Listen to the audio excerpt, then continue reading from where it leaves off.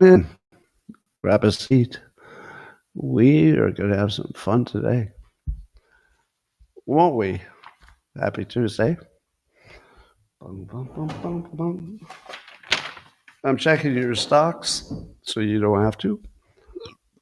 And we'll see how the stock market is doing. Well, the S&P 500 is up a little bit. Bitcoin's down a little bit. Tesla's up a little bit. And NVIDIA doing well. All right. All right, we'll accept that. Let me get your comments working, and then we're good to go. Boom, boom, boom, boom. Do, do, do, do. Bum, bum, bum. Good morning, everyone, and welcome to the highlight of human civilization. It's the best thing that ever happened to you, but if you'd like to see if you could take this rare and special experience up to levels that nobody can even understand with their tiny, shiny human brains, all you need for that is, I'll bet you know, all you need is a copper mug or a glass of tankard, chalice, or stein, a canteen, jug, or flask, a vessel of any kind. Fill it with your favorite liquid. I like coffee. And join me now for the unparalleled pleasure, the dopamine end of the day. The thing that makes everything better is called a simultaneous sip. And it happens now. Go. Ah. So good. Well, I wonder if there's any science that could have been avoided if they just asked me. Oh, here we are. According to the Chinese Academy of Sciences, which is the only reason that you're hearing about it, is that it's a Chinese study. It's a study that if you did in the United States, you wouldn't be able to do in the United States. Here's what it is.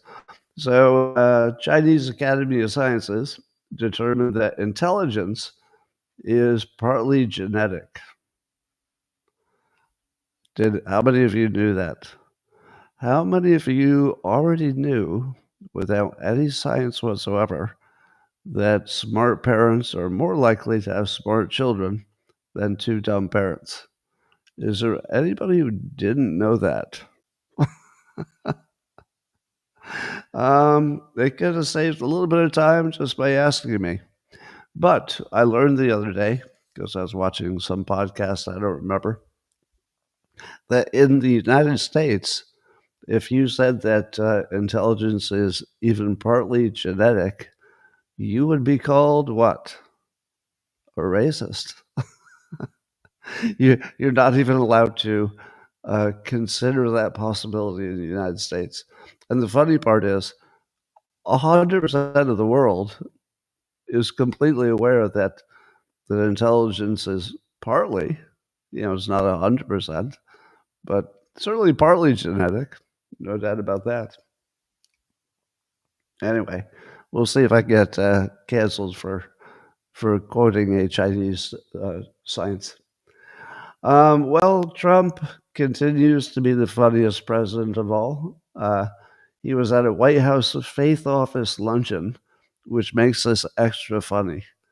Now, one of the things that Trump really understands in the comedy world is that it's not what you say.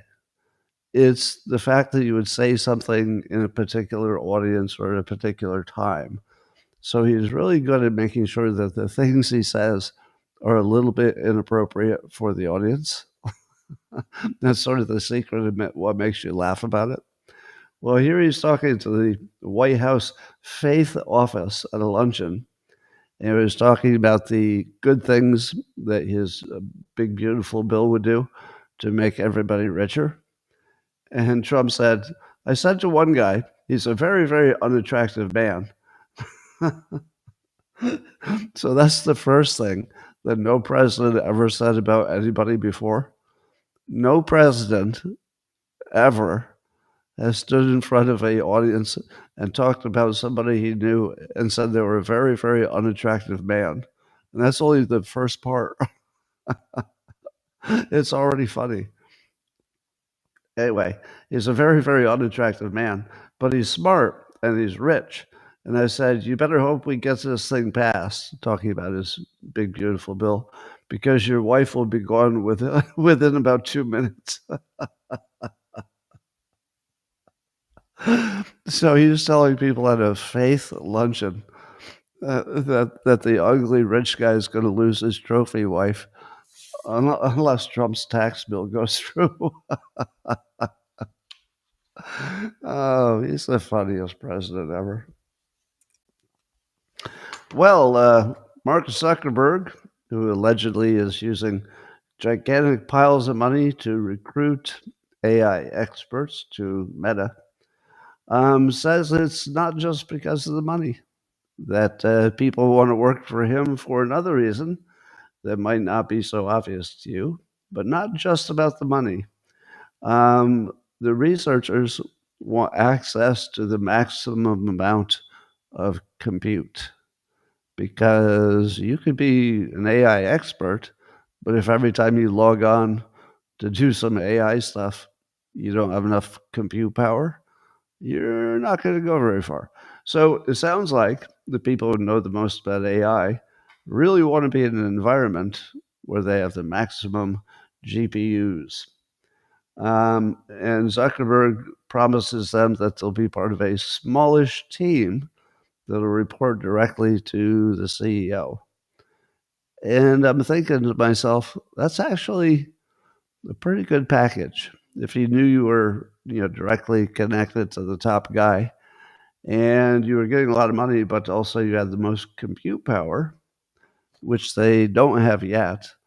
But listen to this. Now, this is I saw this on X, a Sawyer Merritt. He has a good site. He's a good follow. Sawyer Merritt. He does a lot of reporting on X about Tesla and Musk related stuff. But he's got this story that I'm having some trouble believing. So it is true, I believe, that Zuckerberg is planning just enormous build outs of computer centers to run his AI stuff. And they're building several multi GW clusters. They're calling the first one Prometheus, and they're building another one called Hyperion. To which I say, I love this idea of giving your data centers awesome names like Hyperion and Prometheus. It's pretty good naming. Anyway, the reporting says that just one of these buildings that will have massive computing in it, that one of them will cover a significant part of the footprint of Manhattan. Now, it's not going to be in Manhattan. They're just using Manhattan as a comparison. And I saw a graphic of how big the building would be compared to the entire island of Manhattan, and it covers most of it. Now, does that sound true to you? Do you believe that Facebook is right now building multiple data centers for AI? Each one, just one of them, would be the size almost of the entire Manhattan Island. Do you believe that? I mean, it's in Sawyer Merritt's X feed, so I think he's quite credible. But I would be surprised if that's even possible. It doesn't seem like it's possible. You're probably aware, according to Wired magazine, that there are a bunch of AI Nudify websites. Nudify. There are about 85 of them. And what they do is you can take a picture of somebody's face and it will give them a naked body. So AI adds the naked body. And there are 85 of them, and they're making millions of dollars. And of course, you might be surprised and amazed to learn this. I know this will be quite a surprise, but apparently the Nudify AI websites are quite used by male high school students to bully their classmates. Now, that's the most predictable thing you could have ever predicted. Scott, we're thinking of making an AI website that will make any picture of anybody look like they're naked and doing embarrassing things. Who will be our target market? Well, I'm glad you asked. But teenage boys. And after that, disgruntled ex boyfriends and husbands. And after that, probably memers and all kinds of stuff. But I'm going to suggest that this might be a solving problem. In 2025, if you were, let's say, a high school 16-year-old girl or something, and some male bully in your class started sending around an AI picture that was your face, but it looked like you naked, but it would be made by AI. In 2025, that would be terrible because it would scar you for life, and everybody would be teasing you, and they'd be sending it around, and you'd never know who's giggling behind your back, and it would be humiliating and horrifying.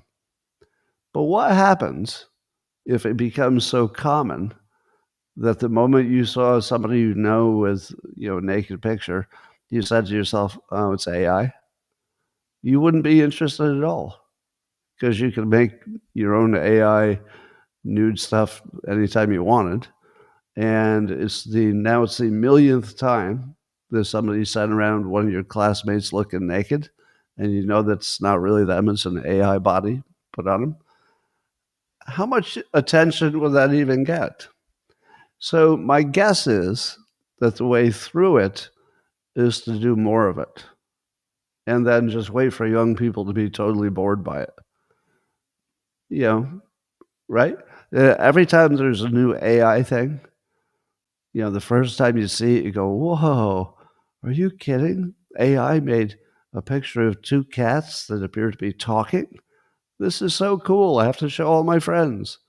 And then by the 100th time you see a meme of two cats talking and it's made by AI, do you send it around? Or do you say, "Oh, God, not another AI of two cats talking"? Now, I know that nude people is more exciting than cats talking, but wouldn't you get bored with this? And wouldn't it become a big nothing once everybody understood that the nude person is not really there? It's just AI. I don't feel like it's going to have much impact, but it might take, I don't know, 3 to 5 years to get to the point where people go, don't send that to me anymore. Speaking of that, allegedly, Conor McGregor sent full nude pictures of himself to rapper Azealia Banks, who apparently posted them on social media to mock him.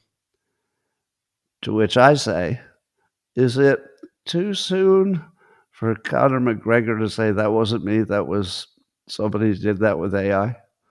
He would be a tough one to nudify because he's got tattoos all over his body, and the AI might not know where his tattoos are. So I would do a check on his tattoos. If the tattoos are under his clothes, or would have been if he had clothes, and they still look right in the picture, well, he probably took a picture of himself naked and sent it to her. Probably. But if the tattoos don't line up, might be AI. So Conor McGregor, if he had waited another 2 or 3 years, he could probably send his naked pictures to anybody, and whoever got them would say, "Oh, I'm so tired of getting AI-generated naked pictures," and they wouldn't think twice about it. Meanwhile, over at North Carolina State University, is talking about an AI-powered lab for materials science, materials engineering.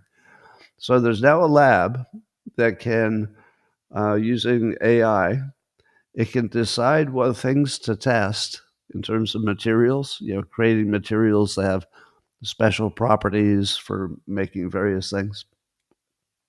And it can decide what to test, and then it can very rapidly, because it's machines, test a whole bunch of different material combinations and figure out which ones are commercial. And it does that without human intervention. So the AI decides what to test, and then it tests it very quickly and decides whether to keep it or release it. And that's already up. That's like a real thing that's already here. So we've got an automated AI factory. Do you know how big a deal that is? Do you have any idea the upside potential of new materials? Stuff that's super hard, but also super light, the stuff that can conduct electricity better than other stuff. The upside potential of just materials sounds like a boring thing, but it's really a lot. There was a story that I decided not to talk about until just this moment. There's some teenage kid who allegedly invented an electric motor that doesn't require these magnets that are rare earth. And the idea is that he would change the entire situation with making electric motors, because if you could get rid of the magnet part, you wouldn't need any rare earth minerals for making magnets. Now, I saw in the comments that people said, we've always had that kind of engine. He didn't invent anything. I don't know about that. But that's the size of the opportunity. It could be as big as, hey, we found a way that you don't need these rare earth materials. That would be a pretty big deal. Anyway, Mark Cuban is helping the Democrats decide what to do. I don't know if the Democrats know that or they welcome it, but he was saying on a interview yesterday, I think, that the Democrats' only message is Trump sucks, and that's not going to get it done. So how much I feel as if everybody who cares about the Democrats doing well, that they don't really have good suggestions for them. It's definitely a good suggestion to stop doing what they're doing. That part is solid. But what should they be doing? I think everybody stops with, you should have a better message. Well, everybody knows that, right? They all know they should have a better message. But who is it who's coming up with a better message? At what point do you say, we all know we suck? Do you have any idea how we could do this better? But of course, it's not just the message, is it? It's also the messenger. So if you don't have the right messenger, it doesn't matter if you have the right message. And that's, of course, the big secret to Zoran Mamdani in New York City. He's literally a socialist. Some would say communist. But because his policy is so clean and well represented, the affordability stuff, and because he's an appealing messenger, he's actually overcoming being a communist. If you wondered how much power you can get from having the right message and being the right kind of messenger, well, there's a guy called Trump who had the right message at the right time, and he was the right messenger, and now he's the most influential person in the world. That's how important it is. And if you might ask yourself, how in the world did voters get comfortable with the fact that Trump is accused of all manner of things I won't even mention? And the answer is, he had the right policy, he had the right message, and he was charismatic, and he could deliver that message and deliver results. So yeah, you could be a communist or you could be accused of absolutely anything. But if you get those two things right, the right message and you're the right charismatic messenger, people will say, you know what? That's kind of rare. So we're going to overlook all those other things that otherwise might bother us. In other news, the Supreme Court has ruled once again that Trump can do what he wanted to do, which was fire hundreds of employees at the education department, which he would like to get rid of. And I guess that had been blocked, once again by some district judge. And once again, Trump wins when it goes to the Supreme Court, which you could argue proves that the judges are corrupt. The judges that block it in the first place, because they probably know it's going to the Supreme Court, and they probably know they're going to lose, and that the Supreme Court will give Trump the power to do what the president should be able to do, which is hire and fire people in the executive branch. But doesn't it feel to you like you're just hearing the same story over and over again? How many times have you read or heard the story? Well, a more local judge blocked Trump from doing whatever. And then it went to the Supreme Court. And the Supreme Court sided with Trump. So now he can do it. I mean, literally, how many times have we heard that now? I don't know the answer to my own question, but is it a dozen times? Or am I just remembering it weird? Is it 5 times? How many times has the Supreme Court slapped down the lower court judges? It's a lot, right? I don't even know the number. Well, you want to stop talking about Epstein, but we can't. We can't quit it. It's just something new every day. So yesterday was Monday, and we were all waiting to see if Dan Bongino showed up for work or if he quit. As far as I know, and of course things can change quickly, he did not quit, and there were meetings in the White House in which all three, Bondi and Patel and Bongino, apparently all visited the White House. There's some reports that J.D. Vance might have been trying to talk people off a ledge. There was talk that Bongino had threatened to quit if Pam Bondi didn't get fired or leave, or if she didn't change her approach to what was being released. So the first thing I would say about that reporting is I don't trust any of it. This is exactly the kind of reporting that never really captures the whole thing behind the curtain. I mean, some of it might be true.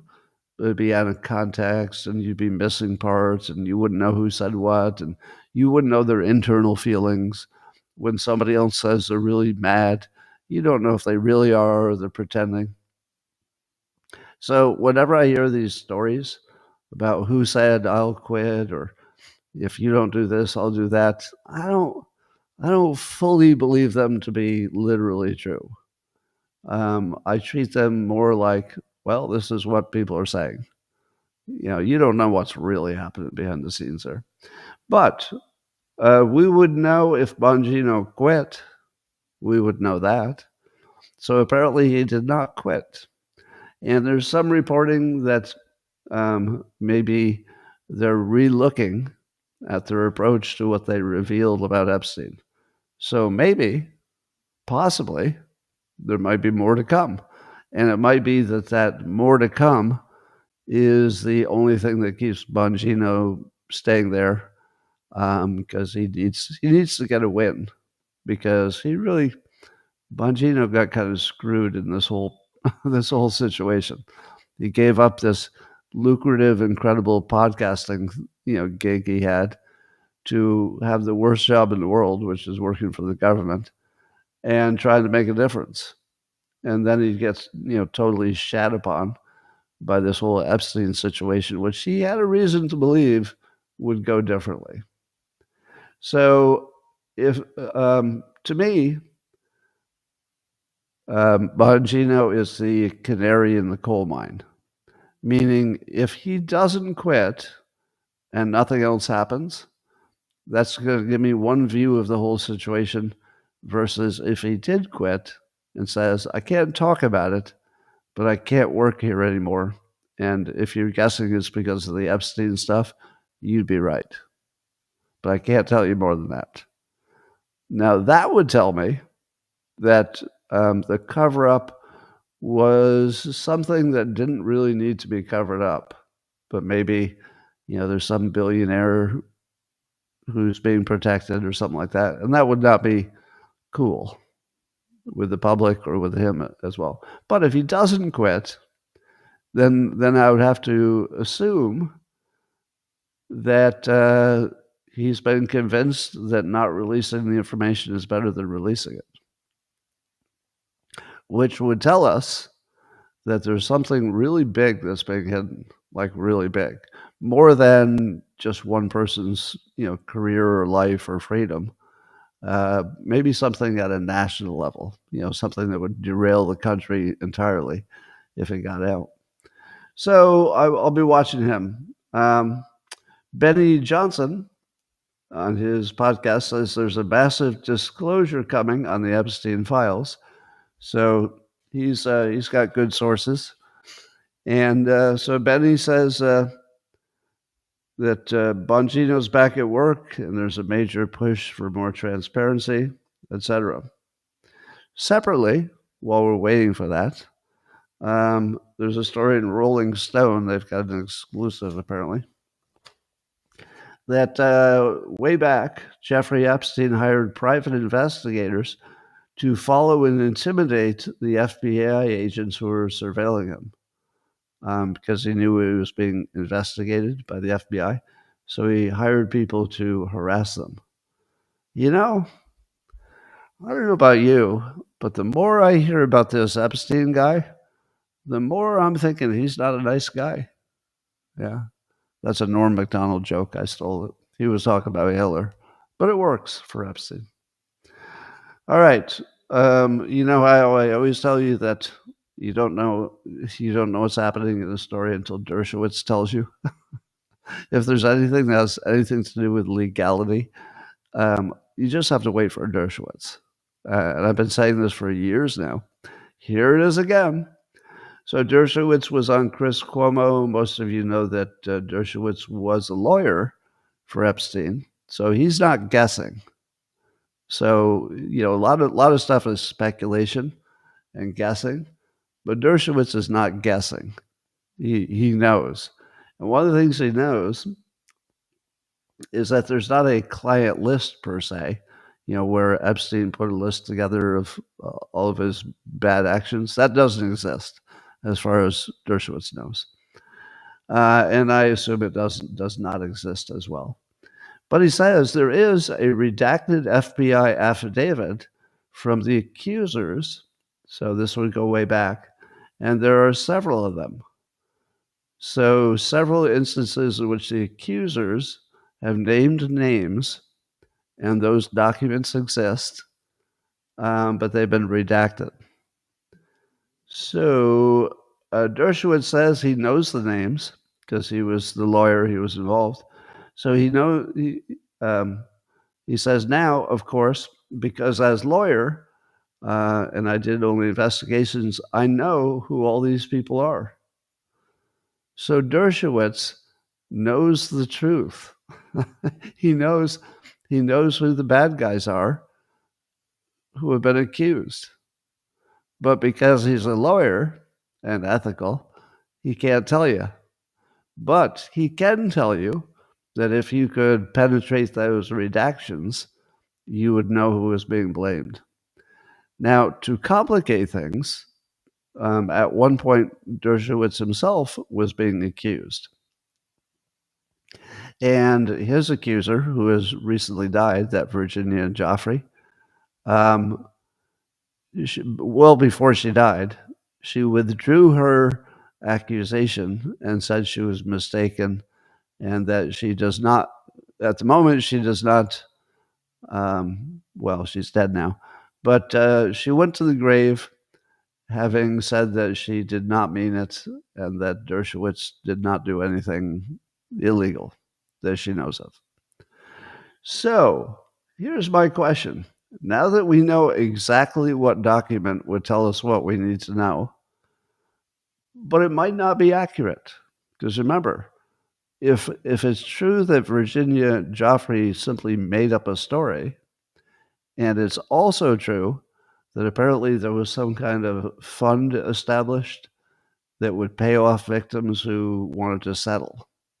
So allegedly, one of the reasons that we're not hearing from the alleged victims of Epstein's Island is that they probably signed NDAs, non-disclosure agreements, and they probably took large amounts, potentially, of money from a fund that was set up, I think, with Epstein's money to pay off people who had a civil complaint.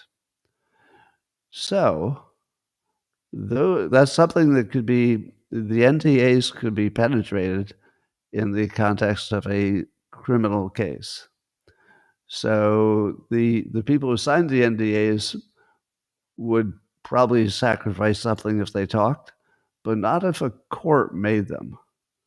So we've got the possibility that some court somewhere will say, I know you signed NDAs and I know you got paid for being quiet, but there's a legal case here and you just have to tell us. And then they would know all. So now we have all the characters are at work today, as far as we know. Bongino, Bondi, and Patel still at work. And now Dershowitz has said, this document or this set of documents, these are the ones. These are the exact documents which we know exist. There's no question that they exist. And all you have to do is penetrate the redactions. So my question would be, is that what the conversation is now? Did Bongino say, here's the deal. I'm just going to kick the shit out of the administration if they leave me hanging out to dry, which I would love it if he did that. We don't know anything about what happened, but I would love it if Bongino said, you guys hung me out to dry. I'm going to take down the whole operation unless you redact these names and put them out. What would they do? Well, they're not going to murder him.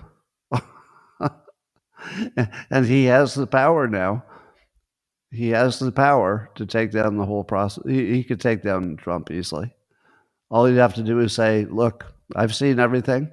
And if you vote for Democrats or if you vote for Republicans in the midterm, you're crazy, because the whole Republican thing is covering up stuff. So weirdly and ironically, Bongino is a blackmailer. Now, I say that jokingly, so he's not breaking any laws as far as I know.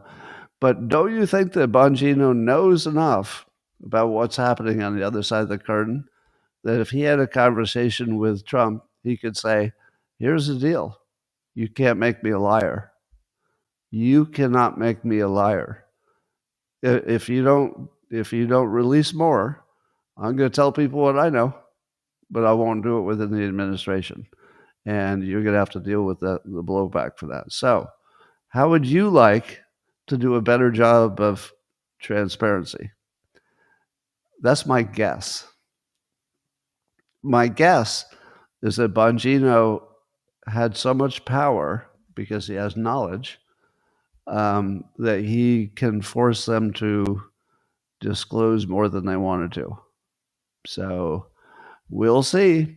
Now, of course, you know that the risk here, as with Dershowitz, is that people were making false accusations to get paid out. So if you see a list of people who are accused of being abusers on Epstein Island, my advice would be to assume that half of them are not true, but you'll never know which half. That's the best I can do. I mean, it would destroy the reputations and lives and marriages probably of anybody who gets named. But there's a good 50% chance that anybody named didn't actually do what they're accused of. So we have to deal with that. Well, of course, the Democrats are having fun with the Epstein file stuff because as long as we don't know what the story is, the Democrats can kind of suggest that it's much worse than you think. So Representative Hakeem Jeffries, he says, quote, "If you're trying to hide something, as many of Donald Trump's MAGA supporters apparently believe, then Congress should actually work hard to uncover the truth for the American people." So he's pushing on that division in MAGA of the people who want to see what's going on. Then Jamie Raskin, who I call one of the several designated liars on the Democrat side, he said, "At this point, the president owes it to the country to put it to rest one way or the other." And I agree. I agree with that. The president owes the country maybe not all the redacted information, but definitely a better excuse for why we're not seeing it. I don't know about you, but if Trump came out and said, "Here's the deal," the country would be at a great disadvantage if this information came out, and I can't tell you why. But trust me, it's not about the individuals we're protecting. I'm protecting the country. And I'm making the tough decision.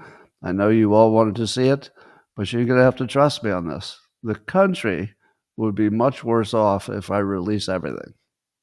Now, I'm not saying that's the case. We don't know what the case is. But at least if Trump said that, I would say to myself, all right, under the sort of the republic that we live in, we hired him to make those decisions. He's telling us that he is hiding something, and there's a reason for it. Some people, not everybody, would say, you know what, at least that's better than what we had. I can move on now. You prefer truth. Well, what I learned is that many people are really bad at understanding themselves and at understanding how to do a risk analysis. So if I say to you, releasing the full Epstein files would cause a nuclear holocaust, apparently an alarming number of you would say, that's okay. I'd rather have the truth. And you would put up with a nuclear holocaust? Okay. If you say that, you're either a liar, you're an idiot. Is there any other? Or you haven't really thought it through. Because I think people want to, people want to present themselves as the strongest voice against these particular kinds of heinous crimes against children. So a lot of it feels like just positioning. And if you were the president and you really thought genuinely that releasing it would cause a nuclear holocaust, you telling me you'd really release it? Really? Really? If you had to make the decision, you would allow the entire world to burn just to know the names of those accusers? Really? Even knowing that maybe they're falsely accused? I don't believe that. I don't believe there's one person who would do that. Not even one. But I'll bet you a quarter of the people asked would say they would. Because it's a problem. I don't care if the entire world burns up in a nuclear fire. It's the principle of the thing. As if your government has been honest to you about the other stuff.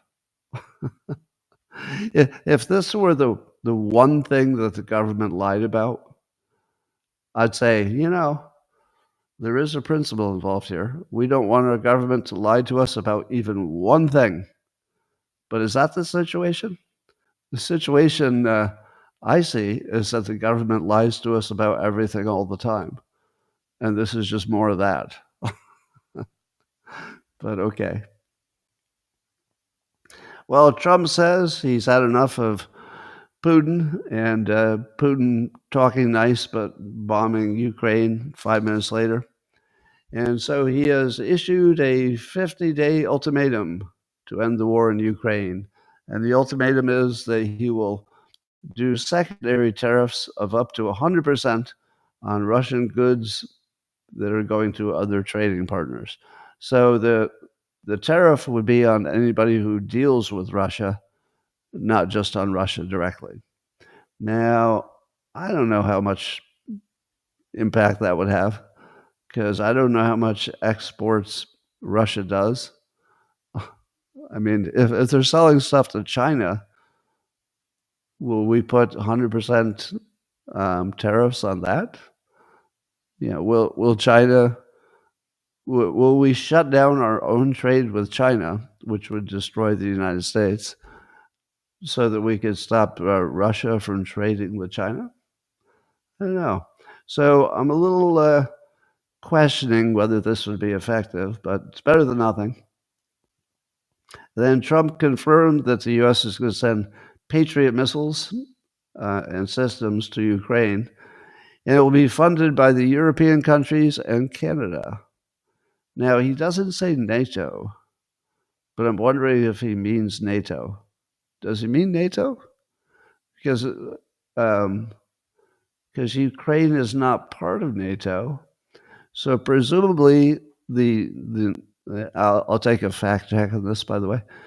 Presumably, the budget that goes to NATO would not be used by a non-NATO country. So it could be that this is on top of that 5% that Trump's trying to get all the countries to. But it would be the NATO countries. It was not all of them, because I guess Turkey would not be involved here. So it looks like it's not NATO, but rather the countries individually. And I'm guessing that because Turkey is not mentioned. And I don't believe that Turkey would want to be funding weapons over there. Anyway. But Trump has said it's not going to be just defensive weapons like the Patriot. It's going to be everything, all of them. So he's talking about offensive weapons that we have so far tried to not send there. And then now he's willing to send missiles that can reach Moscow. And there's some reporting, I don't know how reliable it is, that Trump is completely aware and checked that Ukraine would use new weapons to attack Moscow itself. So here's what I think the play is. I think Trump is literally going to bomb Moscow, but he's going to do it through our proxy, Ukraine. Literally going to not bomb, but let's say send missiles and drones at a large scale. We've been sending offensive weapons for years now. Probably not the good stuff, though. So I think Trump is teasing that we may have held back some of the good stuff, and that would be the difference. But I take that correction. I would be surprised, very surprised, if we've never sent them any form of offensive weaponry. And it's also hard to define what is offensive and what is defensive. So I would say if we're selling them missiles that are meant to be shot at a foreign city as far away as Moscow, to me that feels like an offensive weapon. So I think that's what's going to happen. Anyway, so we'll see how that goes. It feels like the odds of nuclear war are not that high, just because Putin is not insane, and the last thing he wants is a nuclear war. So it could be that Trump is just calling his bluff and saying, you know what? There's no limit to what we're going to do to you if you keep doing this. There's no upper limit. We'll just keep ratcheting up. We're going to give Ukraine better and better weapons. And I'll say again that we're probably 3 years away from the front lines of this war being only robots, and not even controlled by humans, but just robots. Nothing but robots. Because we're going both sides are going to run out of humans on the front lines. They'll just be dead. And the robots and the drones and the AI will be the new battle. So, do you think that Russia believes it could keep up with Ukraine if the Ukraine has the full backing of the United States and the other countries to make as many drones and the most powerful ones they could possibly make? Is it possible for Russia to keep up? Well, they've got China on their side, right? So they can buy a lot of drones. And I guess Iran, maybe. I don't know if they have anything left to sell. But it's going to be a robot-only war, because I don't think that Putin's going to back down and make peace. And I don't think he's going to quit. And I don't think Ukraine's going to quit. And now the U.S. has turned it into a profit center where we're just selling our arms and somebody else is paying for it. So we're not going to quit. And Europe doesn't want to lose because they don't want Putin to roll through Europe, they think. So there's nobody who really has any chance of wanting to quit. So in 3 years, the people will be mostly dead on the front lines and just be robots. And then you're going to really see the future.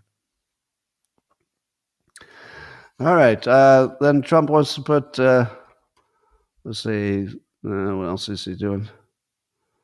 Apparently, if Trump puts the big tariff on Russian oil, that will make oil prices everywhere go up, because Russia is a big enough exporter that if you crush their oil industry and reduce the supply, the entire world will pay more, according to Bloomberg.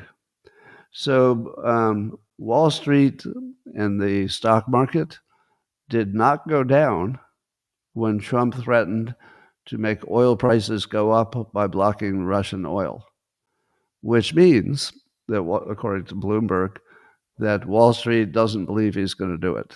In other words, the investors don't believe that Trump will successfully do anything that would cut down on Russian oil sales. So we'll see. There's a new poll, Harvard Capps Harris poll, that was just released yesterday, that says the Democratic Party's approval rating is at a new low. It dropped from 42% to 40%. So 4 in 10 respondents approved of the Democrat Party, which is down from June, 2 points. So my question is this. It's the weirdest situation when the Democrats are at the lowest approval that we've seen, but at the same time, all the smart people are saying that the Democrats are probably going to pick up seats in the midterm. Now, I know the reason for that is that everybody likes their own representative, but they think that the other ones are bad, so they vote for their own representative, and then next thing you know, you got a Democrat win when Democrats have the lowest approval level, like of all time. I don't know if it's at all time, but it might be. So that's a weird situation. Obviously, that's a system problem. But speaking of bad advice for Democrats, who would you say is the Democrats' smartest player? If you had to pick one person, the one experienced, smart, proven, brilliant messenger, not only a good messenger, but somebody who's good at coming up with a message. Who do you think would be the very best, the best you could get on the Democrat side? I'm seeing Rokana, Fetterman. I was going to say Obama. Don't we all believe that Obama was gifted in terms of political skill? Even Republicans say that. Even Republicans would admit, yeah, we don't like what he did, but he has skill. Like, he was good at this politics stuff, good at talking in public, good at having messages that resonated with people. Well, here is Obama's advice for Democrats. You ready for this? Here's their best guy, their best, smartest, experienced guy. He says, don't tell me you're a Democrat, but you're kind of disappointed right now, so you're not doing anything. No, now is exactly the time you get in there and do something. Okay, so the first part of his advice is to do something. So did that help? Were there any Democrats who didn't know that doing something would be an advantage for them as opposed to doing nothing and continuing to, suck? So that's a little bit generic, Obama, but there's more. He said that they should toughen up. Oh, okay. So they should do more and they should toughen up. Okay, that's a little bit generic, but is there more from their best, wisest advisor? Yes, there's more. He also said they should do less navel gazing. And that's it. Did he have a specific suggestion about some messaging that might work? No, he didn't.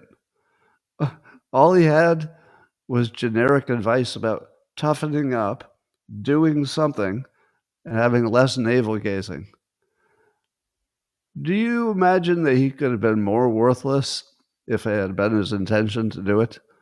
It's almost like if he had a contest to see who could do the least useful thing for Democrats, it would be right here. He would win the contest of the most useless advice ever given. Do something, toughen up, and less navel gazing. That's their best guy. If you try to find the second best guy, and here guy means man or woman, so it's going to be somebody like Fetterman that even the Democrats are mad at because Fetterman keeps agreeing with common sense. Anyway, so that's pretty worthless. So according to Just the News, the reason that we're not hearing much from the Department of Justice, I guess, on the Russia collusion investigation is that they're trying to make a RICO case out of it.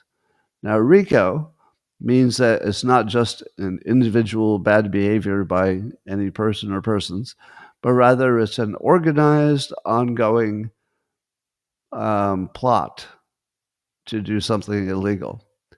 Now, you tell me, do you think they could make the case that the Russia collusion hoax, which apparently was well known as a hoax because they knew the Steele document was fake. They knew that Hillary's campaign was paying for it from the start.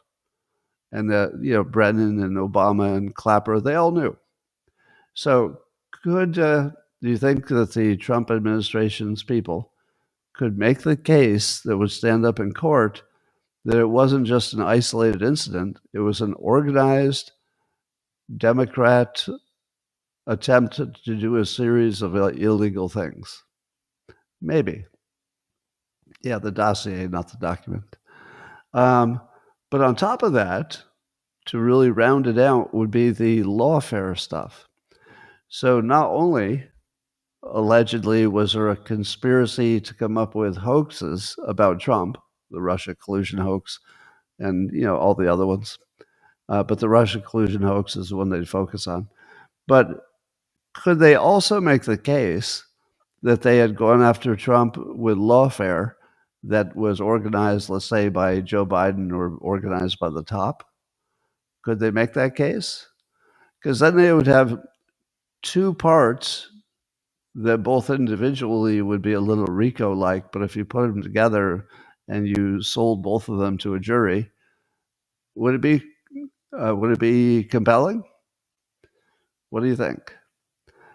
It feels like it probably is too tough to get a conviction because one of the things I understand from Trey Gowdy and people who know more than I do is that getting a RICO conviction, well, we learned this from the Diddy situation because the prosecutor dropped the RICO stuff. And the reason I dropped it is it's just really hard to make the case that it's organized. But in this case, do you think they could find enough documents and meetings and connections that they could prove that the lawfare was organized and also that the Russia collusion hoax was organized and they all knew they were in on it? They knew they were doing something illegal, if not just immoral. I don't know. I think it would be tough. I wouldn't want to get you all excited like the Epstein stuff, where you think that, oh man, now these people are going to pay the price and go to jail. I doubt this will be successful, but I like the fact they're trying because I do think that there's a real crime there. So might as well take a run at it. Well, here's a little story that makes me or reminds me that who you know makes a difference between whether you get rich or not. Apparently, the U.S. had one big company that was involved in making rare earth materials, mining it, and it was called Materials. What's it called? MP or something. MP Materials, I think it's called. And so when it became a big thing that China was going to block our rare materials because of the tariff wars, if I had known, if I had been aware that there was a big American company that was in this space, what would I have done? I would have bought that stock if I'd known that. But for some reason, it never really occurred to me that there would be some largish publicly traded company in the US that would obviously benefit a lot from the government saying we should do more of this domestically. Because if you get the government on your side, that's when you have, the big gains. But I didn't know that. Never heard of that company. Didn't know we even had a big company that was in that space. But if I did, it was free money. It's already tripled. Now, this is not investment advice because remember, it already tripled. So that doesn't mean it's going to keep going up. But the people who knew that, and it was, sort of publicly available information, but the people who knew that, they just got free money. All you had to do is put a few bucks in that company, and it was about as close as you could get to a guaranteed payoff. It wouldn't be like regular investing or gambling at all. It'd be just like, here's $1, give me $3 back. And when I look at this sort of situation, I think to myself, it's terribly unfair that some of us are paying attention. How many people have already made huge gains by investing in AI companies because they were following that and other people weren't? How many people made a killing in Bitcoin because they simply paid attention and they knew more about it than people who don't know about it? A lot. How many people, now this one could be a wild card, but how many people invested in Tesla and have already made a bunch of money because they understood that Tesla took a different approach to the full self-driving AI? If you knew that, you'd say to yourself, oh my God, this is going to be bigger than Uber. And then if you knew that Tesla was also making robots, which isn't something that most people know, maybe at most 10% of the country knows that Tesla is even in the robot business. If you follow the news like most of us do, you think everybody knows that, but they don't. Probably 90% of the country would not know that the Tesla company is also making robots. So that little bit of knowledge I've used because I've invested in AI and I've invested in nuclear power because I've been following the nuclear industry. And I knew that pretty soon nuclear is going to be on fire. Well, not in a bad way, in a good way. So some time ago, I put money in nuclear, an ETF, because I didn't want to pick individual companies, and AI and Tesla. Now, I feel almost guilty because those are not like regular investments. Those are simply, I just knew more about the news. It's all public. I just paid attention. And if you didn't, you would know that these were all free money. And I didn't know about this materials company, that does the rare earth. If I had, do you think I would have invested? Yes, absolutely. I would have put some money in it, and I would have gotten some free money back already. So yeah, what you know and who you know and whether you know somebody who's in this space is the difference between making money and not making money. And it's not fair. It just is. And let's see what else is happening.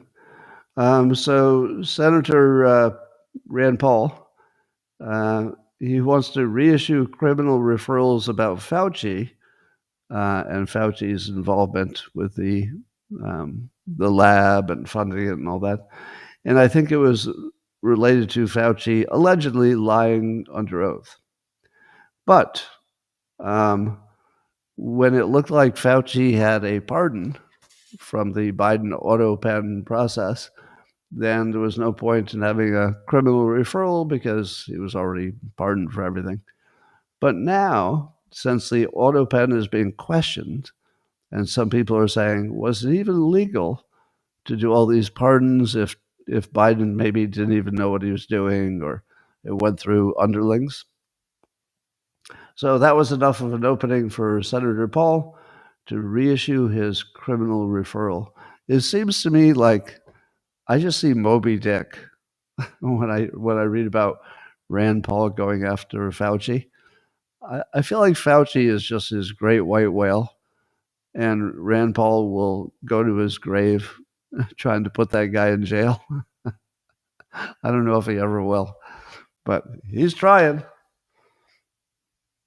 Let's talk about the auto pen situation. So if you follow the right-leaning news, as most of you do, but you don't follow other news or other podcasters, you would probably think this auto pen thing is a real big scandal, and it really matters, and it's going to change things if we get to the bottom of it. I don't feel that that's true, because I don't feel there's necessarily a crime there, and I don't feel that any of his rules will be reversed, because Biden has confirmed that he individually approved everything that was signed. Now, did he? No, of course not. He didn't know everything that got signed. I don't even know if he knew his name. But he's the only one who could testify that he knew or didn't know what he was doing. And I also think that the excuse that he gave some guidelines, you can pardon people if they fall under these guidelines. I don't think it's a big deal if he didn't know the specifics. And then his staff said, all right, we have the guidelines. So as long as we're within the guidelines, he's pre-approved it. And then you auto-pen it. Is that the biggest problem in the world? Not really. Is that illegal? Not that I know of. Apparently, there's enough of a paper trail that you can determine that the aides were talking to Biden in the process of figuring out what to auto-pen. If you knew that they were talking to Biden about what to auto-pen and what not to, and Biden also said, oh yeah, I basically approved everything, there's not much there, right? So if you're waiting for this auto-pen thing to become a much bigger legal thing or something like that, I don't think it will. And I don't think any of them will be reversed. I could be surprised, but my prediction will be none of the auto pen stuff will be reversed by a court or anything else. But I saw Mark Halperin on his podcast, Two Way, which is great, by the way, great podcast. He was saying that there's something missing. There's a dog not barking in the New York Times coverage of it. Because you probably said to yourself, well, why did it take the New York Times so long to get on that story about the auto pen? And but then they eventually did, and they did a big feature story on it. So you say to yourself, all right, a little later than I wanted, but at least the New York Times, legitimately looked into it. But then Mark Halperin points out that there are some things that you definitely would have seen in the story if it had been a story about Republicans and Trump. And he says, so what do law professors think about that? What do Republicans think about that? And I thought, yeah, is there no reference to a law professor in the New York Times article where the law professor would say, oh, he could totally use the auto pen, there's no problem? Or the law professor would say, oh, no, if there's no paper trail that he specifically approved it, that can't stand. So wouldn't you expect that if they had been a Republican, they would have talked to a law professor who would have said, oh, no, Trump can't do that. We have to reverse all that. But when it was about Biden, no law professor. Nope. Didn't need to talk to any law professors. And then and they'd also have a Republican saying this needs to be investigated. So that's probably true. So where is the Democrat? Is there not one Democrat? Nobody in Congress, not one, who says the auto pen thing ought to be investigated? You would definitely see it if it was a Republican. So he's right from that. So it's absent from the story. The Daily Caller is writing about that. You probably already know the answer to this, but apparently the June inflation numbers are out. Have you seen them yet? Are the June inflation numbers good or bad? It looked like the stock market was kind of happy, so it must be in line with expectations. But that's today. So keep an eye on that. We'll see if those tariffs are working their way into the inflation numbers. Fox News is reporting that police officers in blue cities are leaving in large numbers to go to red states, because if you're a police officer in a red state, the people in charge actually appreciate you. If you were a police officer in a blue city, you might be arresting people all day long, and they're just getting released, and everybody hates you. So I would add this to the list of how in the world could blue cities survive? Because they're spending themselves into ruin. Their real estate will become worthless, such as a crime scene. And then the people who could keep the peace are leaving like crazy. Is there any narrative that would save the blue cities? And I think the answer is no. I think they will actually fail. Now, I don't know about New York City, because that's sort of a special case, but I do expect a lot of cities to just turn into, Escape from New York kind of hellscapes, even more than they are. So I'd love to see some Democrat even explain how they could ever right the ship, because I don't see any way. To me, it looks like it's a one-way trip to being Detroit. Has Detroit ever recovered from the car industry leaving? It hasn't, right? Isn't Detroit still in a horrible situation? I think it is. I don't see how that's going to change. Well, Ron DeSantis has a big win. Fox News is talking about this too. So 6 southern states have banded together to create a new accreditation commission for higher education. Now, if you don't know how important that is, it's really important. Because if the liberals are the only ones who can say your college is accredited and nobody wants to go to a college that's not, accredited by somebody, then the left has all the power about what is an acceptable college. So now there's going to be a competing accreditation process, at least for 6 states, in which if you're a college, you can get accredited by this new organization, and then you don't have to be super woke. Because I imagine that you have to be super woke to be accredited by the old accreditation system. So this might be a really big deal. We'll see. All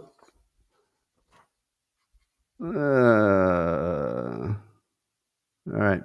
So according to a publication called European Conservative, the European Union is having a tough time trying to figure out how to address Trump's tariff and trade escalation. So you would not be surprised to learn that the European Union is full of countries that don't all agree with each other about what to do and when. So it's like herding cats. So apparently the European Union believed that they were negotiating with Trump on a trade deal and things were going along fine. They weren't close to a deal, but they felt things are moving along. And then suddenly Trump says, yeah, we're not negotiating anymore. Here's a 30% tariff. Thank you for your business, which I'm starting to love as a technique. I do love the fact that Trump says, we gave you plenty of time. If you can't come up with a trade deal that we can live with, we'll just send you the bill. And then if you want to have access to our markets, you'll pay the bill. If you don't want access to our markets, well, your entire economies will be in big trouble. So I kind of love the fact that instead of pushing hard, he's simply saying, do what you want to do, but we're going to do what we want to do, which is charge you 30% if you want access to our markets, and then just make it their problem. That's the beauty of it. It just makes it their problem instead of our problem and their problem. No, it's just your problem. Just here's the bill. I do love that. All right. I saw Zuby. You know Zuby. You've seen him on X. You've seen him on podcasts. And he was published on X, the median age by country.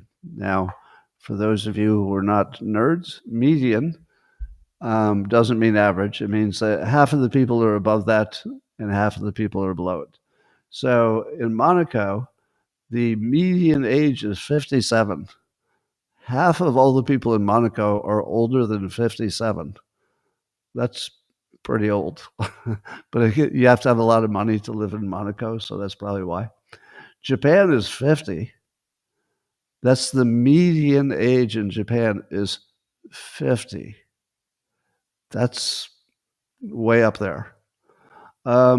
If you get all the way down to China and the USA, we're very similar. China, the median age is 40, and the USA is 39. If you took away illegal immigration, I believe our median age would probably jump up pretty high, but I don't know about that for sure. But then you keep going down the list. India, the median age is 30. Just think about that. In Japan, the median age is 50, and in India, it's 30. In Mexico, it's 31. So these are very young countries. But it gets younger. Philippines, 26, Egypt, 24, Ghana, 21, Nigeria, 18, and Niger, 15. The country of Niger, the median age is 15. In Japan, is 50. No, in Japan is 50. Wow. Now, obviously, we assume that Niger, the people are having lots of babies. So it's probably, if you look at the birth rate plus the age, you've got a pretty good way to predict who's going to be doing well in the future. If I had to guess, if I were an investor, and this is not investment advice, but if I were an investor, I'd say, Japan looks like a problem. Germany's 47. That's kind of old. But then I would look at Mexico, where the average age is, or the median age is 31, or India at 30. And I would tell myself, there's going to be a lot of energy in those countries. So if you had a very long investment horizon, I would favor the younger countries, the ones that at least are developed a little bit. So don't invest based on my commentary. I'm not investment advice guy. But ladies and gentlemen, that's all I have for today. Kind of a slow news day. I suspect there'll be lots more this afternoon.